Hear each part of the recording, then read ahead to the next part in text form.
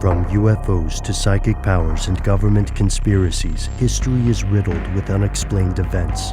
You can turn back now, or learn the stuff they don't want you to know.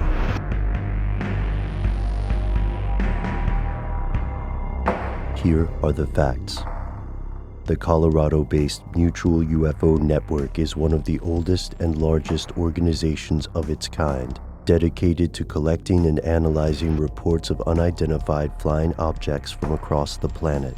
And in recent years, they've had their work cut out for them. In 2011, then International Director Clifford Clift noted that the organization collected around 500 reports per month over that year, compared to about 300 reports per month in the past 3 years. The vast majority of these, about 95%, are easily dismissed as tricks of the light, misidentified jets, balloons, and so on. But the sliver of still unidentified objects poses an irresistible mystery, and there's no shortage of people trying to figure out what a UFO really is. For decades, people have claimed extraterrestrials were involved, and that world governments were covering up the evidence. These claims are often dismissed in the mainstream, but there's growing evidence the government has been involved in UFOs, not just covering them up, but building them. Here's where it gets crazy. According to National Reconnaissance Office historian Gerald K. Haynes, over half of all UFO reports from the late 1950s through the 1960s were accounted for by manned reconnaissance flights.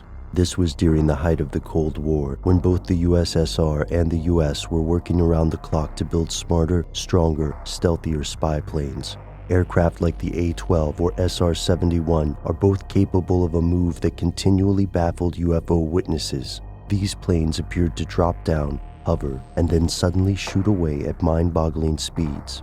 Additionally, the SR-71 engine had a fuel additive that could intermittently turn the glow of the plane's exhaust green.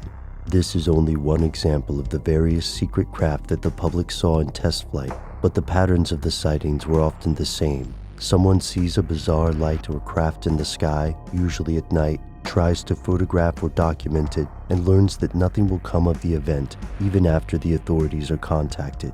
But this also goes a step further.